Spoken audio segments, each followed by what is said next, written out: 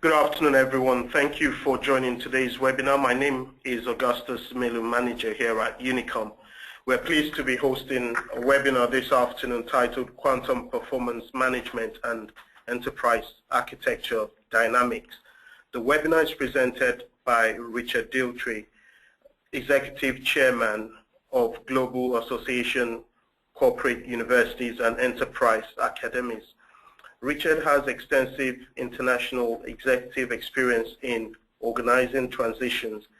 He is dedicated to helping organizations achieve competitive management environments for change and development and the nurturing of talented people by means of inspiration and dynamic new learning management processes. His work is widely applied and published, and he's pioneered a number of major demand-led management and quantum business value enhancing process innovations, and is retained as visiting professor by companies and university business schools to advise on the design and delivery of high business value corporate management programs. At this point, I would like to hand over to Richard. There will be opportunities for questions and answers at the end of Richard's presentation. We hope you enjoy the webinar, and we look forward to your questions as well. Over to you, Richard. Hello, everyone. I'll say good day rather than good morning, depending on which part of the world you're from. This presentation today is a midpoint in some very serious developments in the field of management. What I will do with the presentation, I will go to each slide and I'll leave it for a minute or so for you to look into it, and then I'll make my comments rather than trying to do both things at once. And I hope that works all right for you. Okay? So here we are today on the Quantum Performance Management Enterprise Architecture Dynamics. We're very much involved in evolving processes of competitive edge in enterprise architecture in what we call the real age of real-time development. As you know, the movements in CIT are very significant in enabling real-time development, and that is one of the key factors that are in change, which are listed in our items which are used internationally in energizing development in companies.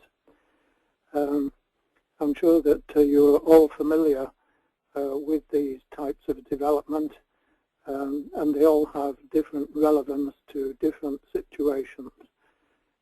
We've listed both the hard and soft enterprise models here, all the way through to more recent ones such as cloud formations and so on.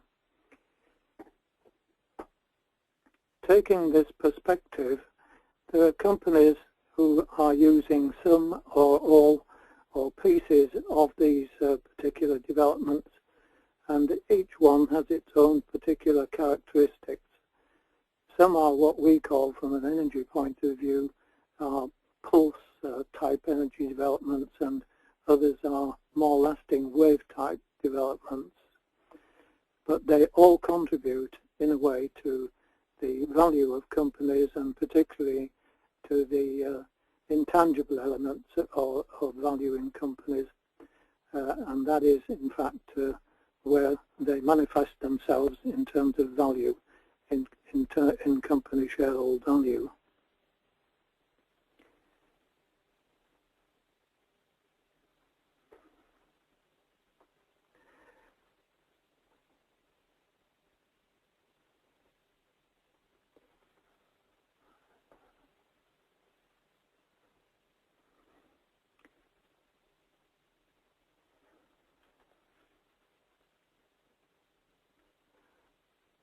Let's move on now and have a look at some of the effects of these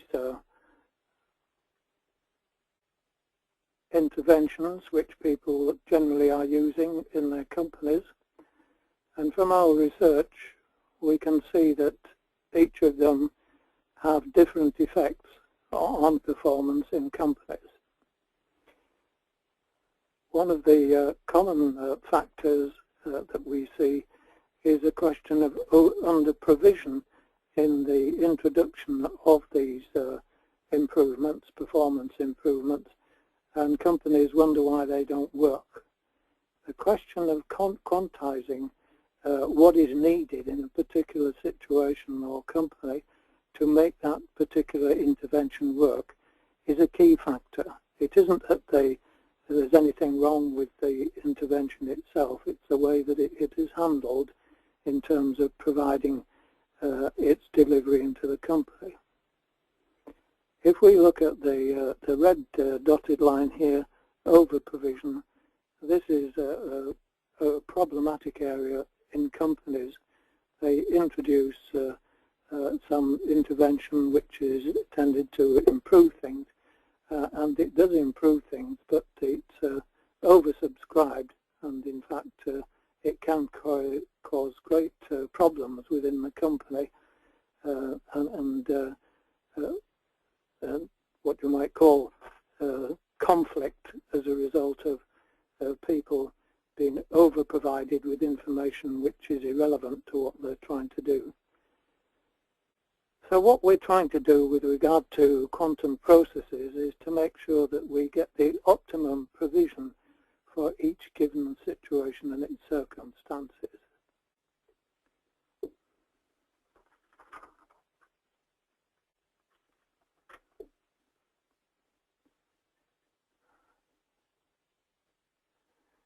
We developed a model at G-ACUA which has 3 dimensions to it to try and make sure that the enterprise provision in fact does balance with business development needs. And this particular range of 4 slides that I'm going to show you shows you how we've measured external shareholder perspective, the IEI, what they are expecting, and how that interacts with the internal HR provision with regard to development of intellectual capital to meet the shareholder expectations. The differences that occur here, in fact, are shown here in the intellectual equity indicator. And I've got 3 slides here which show these differences.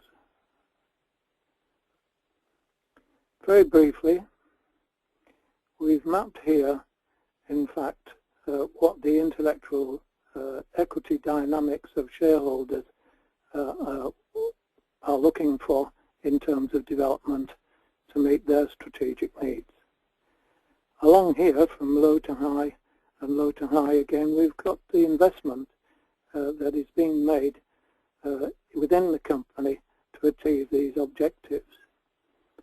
The vector here, the intellectual, the ILI, is in fact showing the difference, and it indicates that there's a massive overspend, which is commensurate with the red line that I showed you on the previous slide. Over-investment, over-provision to meet what is actually needed. There are questions here about cost and benefit and so on.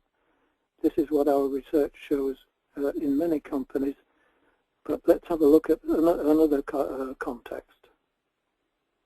In this one, we have the company expectations in terms of provision for development of what they're trying to achieve, but they've been overcautious with regard to the investment that's required to achieve those objectives. So the indicator here is a negative one. The shareholders and top management have ambitions which are not being fulfilled by the introduction of development investments in the company.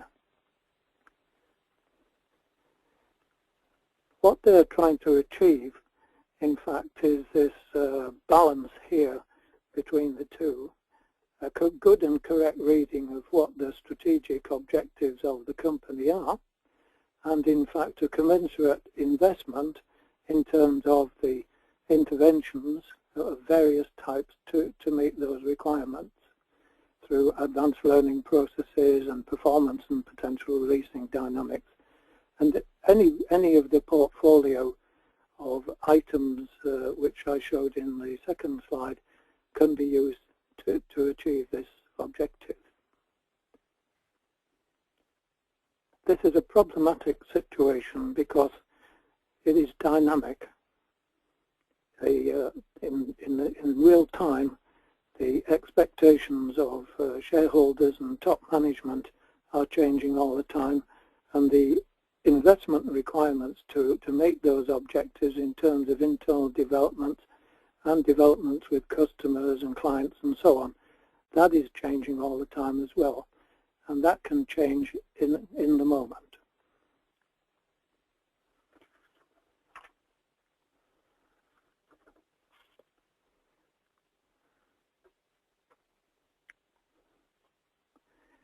The questions are really, how can we be more accurate in optimizing development provision to meet strategic needs of the business, not just by long-range planning or strategic management, but by day-to-day, in-the-moment, real-time inspired management. We've looked at many analogies, and we looked at scientific developments where there are models that have been created by Planck, Einstein, Heisenberg and other people which show scientifically what the real-time development profiles are. So we were looking for an analogy from their models, from their scientific processes which we could adapt and influence us in a managerial real-time environment.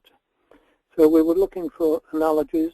We had long conversations and much reading with top scientists about the issues of quantum science processes, and in fact it was a rather exciting experience.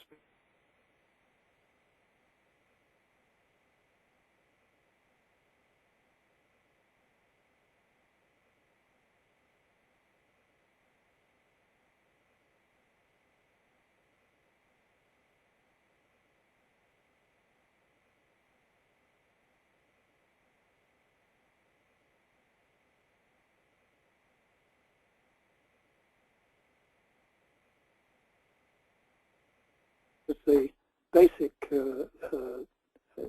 relationship between delivering energy into a situation that requires additional energy and how it can in fact interact to make energy to be emitted. Filling in this space here is what is known as the work function.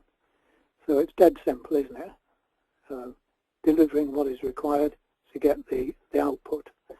In other words, going back to our diagrams, that is what we were looking for all the time. So there's the basic diagram, and what we were looking to do is to activate the quantum effect work function and get what's called a quantum energy leap as a result of applying this in the right way, in the right place at the right time.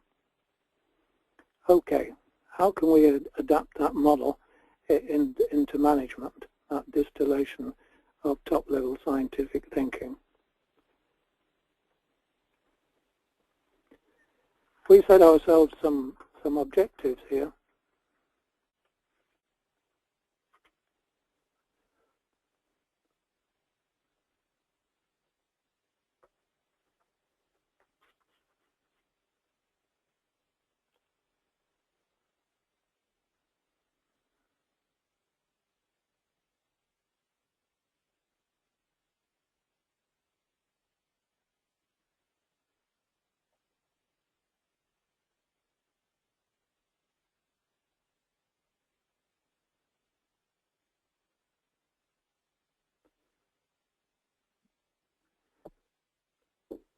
This, in outline, is how the objective that we set ourselves in the utilization of dynamic quantum theory and how we could use it to, in fact, to create a real-time high-quality performance improvements in management.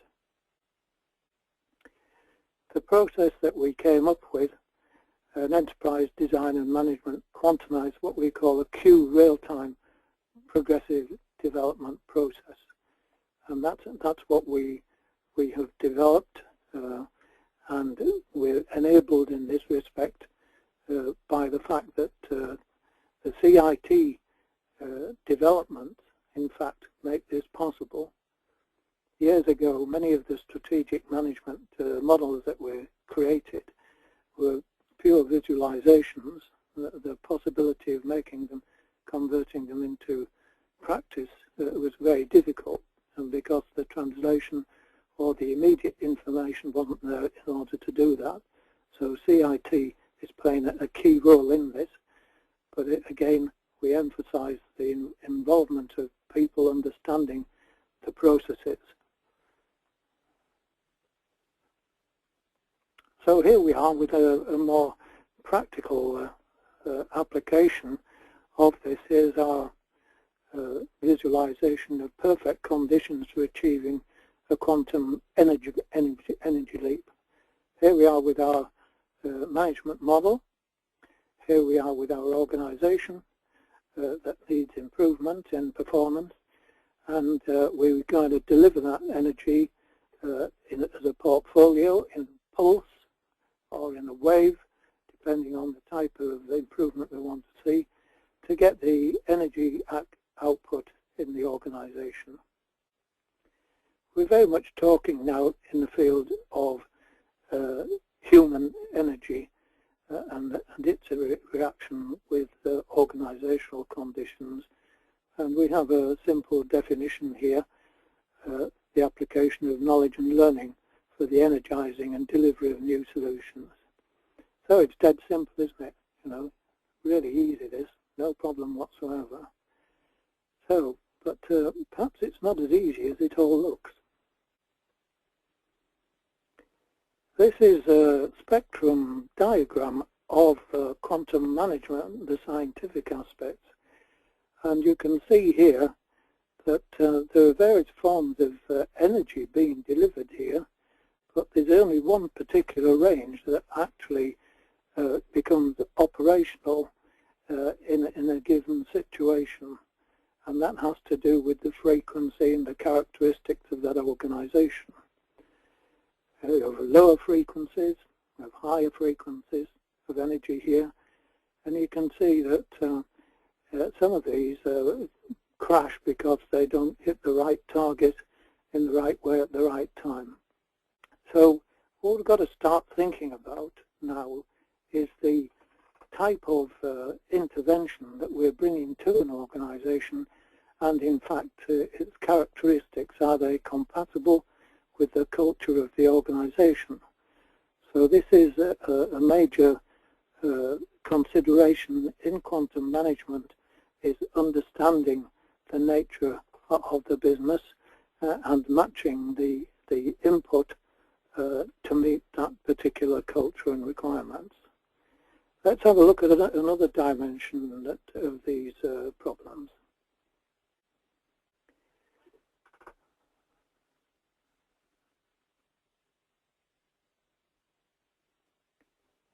This, in fact, continues the illustration of the different type of development platforms that are used in business.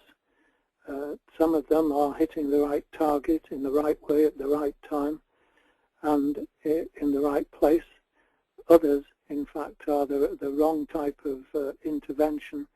Others, in fact, are just being thrown in and, or perhaps not just thrown in, but hitting the wrong target areas.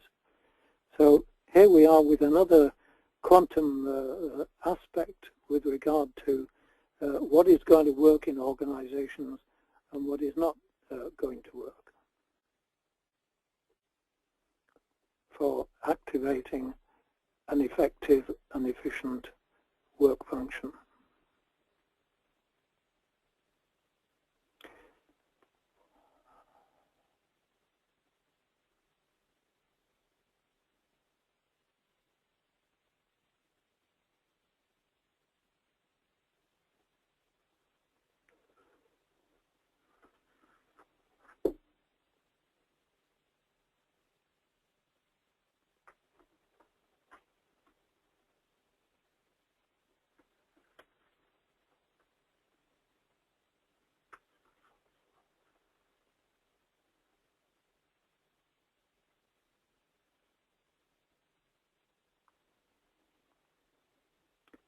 Just a few words on this question of Q dynamics and consequences. There are going to be significant changes in all aspects of business as the business moves to real-time development at the front of organisations. No doubt about that. This is not being done from the top. This is looking at longer, flatter organisations, and the organisational change can be extremely significant. And the people in the organisation need special intensive local understanding of what is happening and what their expectations of them are. This is not something which is going to be going and be solid there forever. It's a highly dynamic set of circumstances, and in fact refinement and development is really continuous. That's what we're looking at in the future in many, many organisations. Another feature beyond current CIT capabilities is the development of quantum computing. It's now moving ever nearer to reality, and we have good contacts with people who in fact are specialising this area of thinking. It's all part of our network. That in fact will add another real-time dimension to development, making it easier and possible to do this in the moment.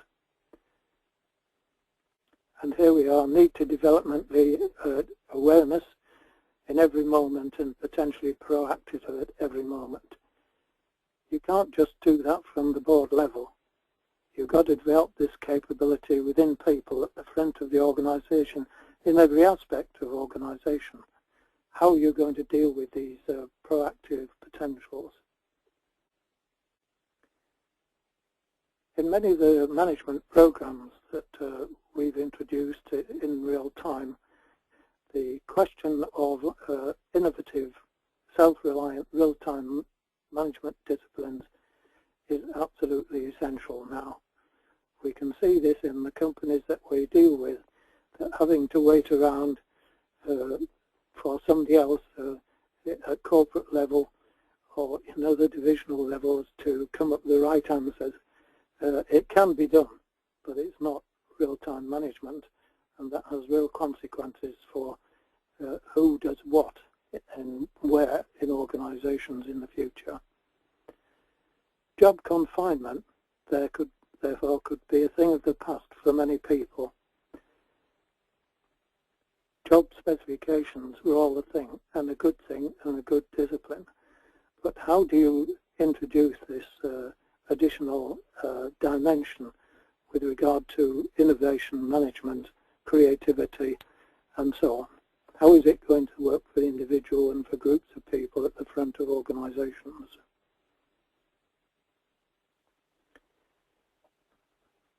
When it comes to rewarding people, we can see that there will be changes, and there will be need for greater recognition for demonstration of innovative capability and change management experience. That needs to be brought into reward and career expectations. The disciplines are moving to the front of organisations in large chunks, if I can put it that way. Real-time transition places new demands on business know-how, leadership and capacity and capability building. We all see many fine words about this, but it's here now, and there is a need to think about this, about how these new demands are going to be incorporated into strategic thinking and into every area of knowledge in the business. So from that we start to think about what does it look like, what does the future look like, what are the consequences of Q dynamics in organizations.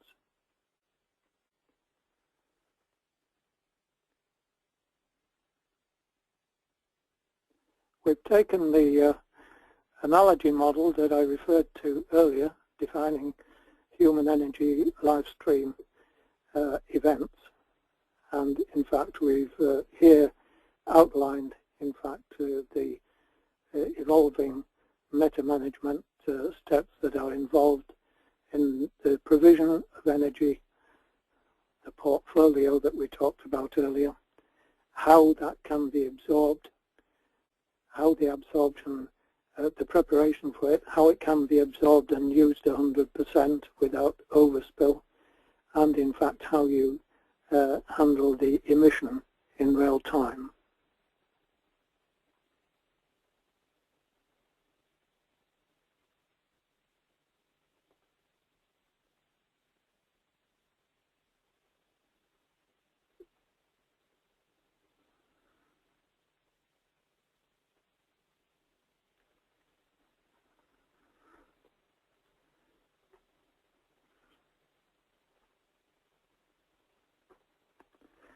One of the factors which we have noted at the moment with the developments in CIT, in fact there seems to be a management attempt to stop people accessing information and using the networking capabilities that are coming into being. This attempt to stop the flood of real-time development, in fact, is not going to work long term. It's better to look at how the flood can, in fact, be utilized in the context of organization and business development, instead of trying to freeze it into some management model from the past.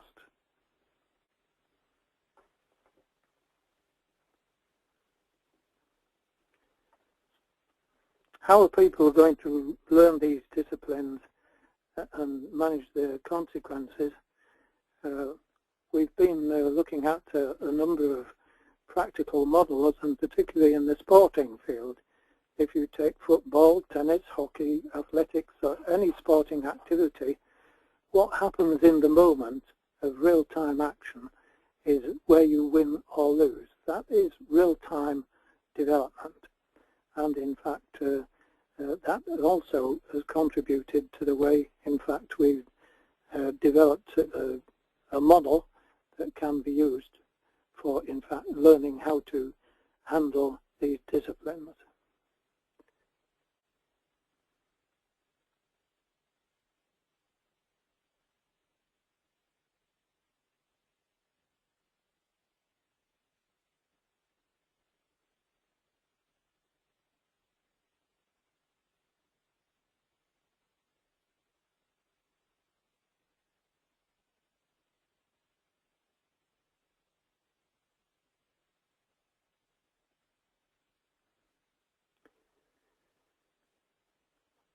What we've been working on, as you can see here, about how to develop adaptive quantum process management skills, there's no point in doing this in artificial circumstances. It's all got to take place in a real situation. And the Quantum Navigator program is the one that we have developed, and these are the stages which are essential, in fact, to get the full benefits of quantum management, to prevent the under-provision or over-provision, and at the same time get high-quality, real-time, in-the-moment information which gives you top-level performance in organizations. A brief outline of the program is shown here. Start with basics. An individual needs to review their career path review and appreciation of where they are at the moment. That is the resource that is at the base of every work factor development. And work factor developments have got to be learnt, and also how to set them up in progression in real-time learning situations. It's not just a one-off top-down event. It's about how each work factor event leads from one to the next. And people need to know what their capability is in that respect. They need to be able to review organisational situation dynamics, the reality, looking at the reality check in their particular situation or area in order, in fact, to be able to define the right provision in the right place at the right time and to get the right work factor impact. They need to know how to review quantum management performance, how well it is working, how it can be monitored, how it can in fact be adjusted, and in fact how it can be captured as a learning discipline and transferred across to other people.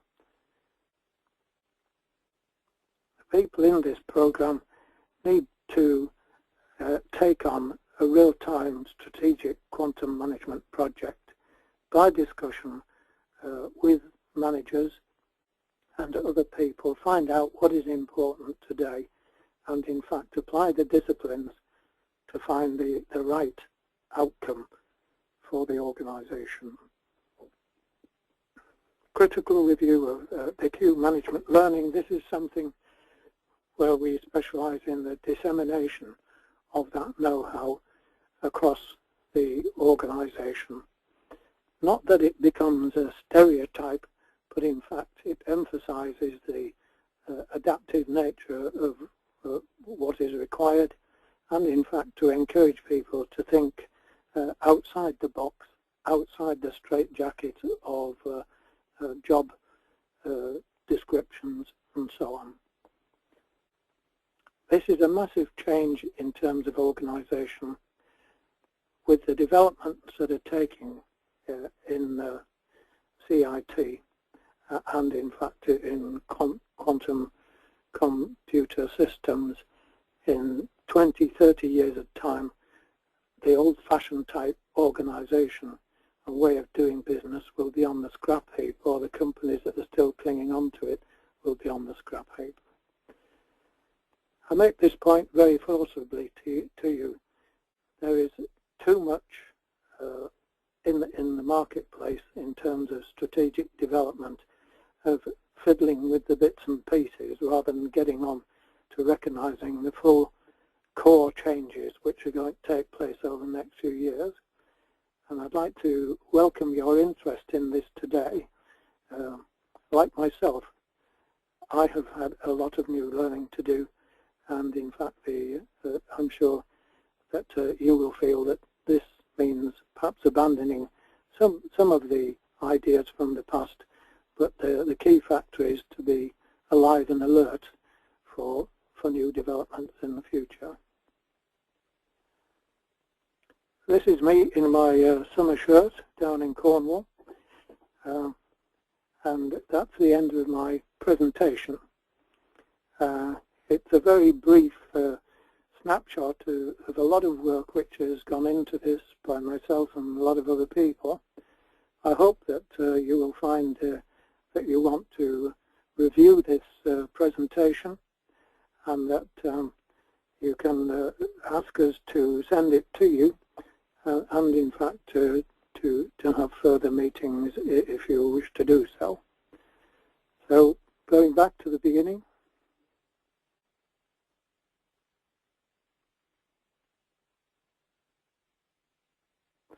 I hope that this is a journey that you'll enjoy. I believe that there are some questions which have been posted in, so I'll do my best to answer those, and do post in your questions in addition to what we've already got. Thank you.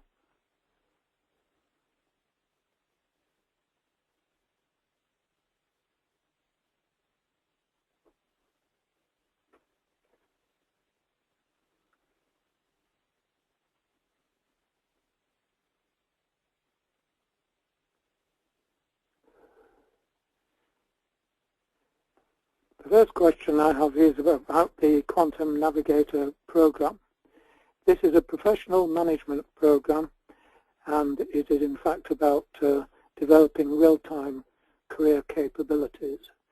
So there is information on our website about this, but we are talking to companies about groups of managers who are going to lead the charge so to speak, full on into learning about quantum management. So just contact us about the scale and scope of what you would like to do. The current trend, particularly from overseas, is to put groups of 10 to 15 managers on the program. It's all delivered online, and that is the way that they're wanting to get their core group activated. Okay, that's the first question I've got here.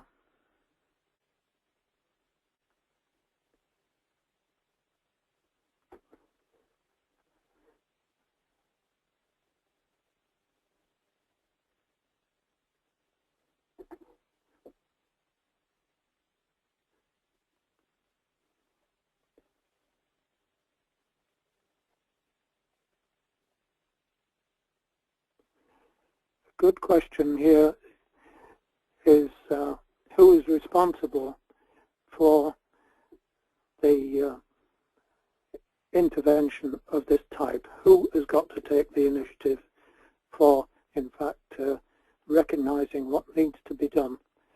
This is the $64 million question. It's got to be something that comes from top management.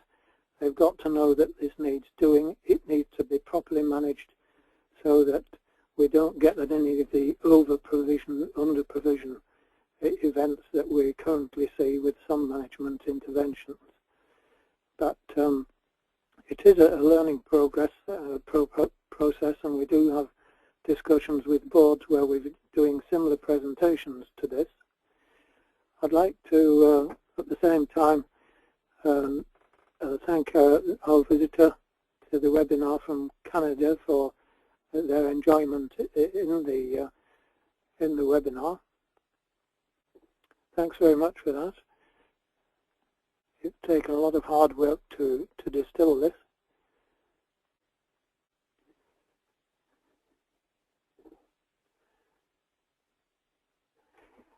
Question here coming in. What is our recommended first step in starting the reality check in the quantum enterprise dynamics strategic development? It's really, there's a learning phase here, which is the primer for putting people into the program. So there is the opportunity to start to discuss the implications of these changes and to draw in professional experts from different areas to give their views on how it can be best achieved. I myself, in fact, are leading such the charge with such groups of discussion groups, and I must say they absolutely welcome the excitement that is going into this, and it seems as though the message I'm getting from people is we knew that something different needs to be done, but now we can see some daylight. So there's a really good charge going on, and we're only too willing to participate in that. And perhaps there will be an opportunity to discuss more of our case experiences at the conference coming up on the 20th of November.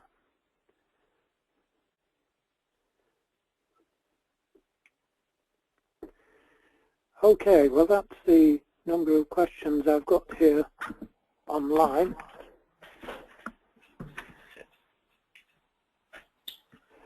Thanks, Richard. That concludes the question and answer session. We would like to thank Richard for the brilliant presentation. Richard will also be speaking at this autumn's Enterprise Architecture for Making Changes in Enterprise Architecture, organized by Unicom Seminars, where he presents a case study titled Adventures and Interventions in International Strategic Corporate University Design and Management. For further details on the conference, please see our website, www.unicom.co.uk. Thank you everyone for joining today's webinar. We'll make the recording available shortly online and we'll send you the link. We look forward to welcoming you all to a future webinar and related enterprise architecture event. Thank you. Bye. Thank you, Unicom, for this opportunity to expose what is a very exciting development in the future. We certainly appreciate their interest. Thank you. Thank you.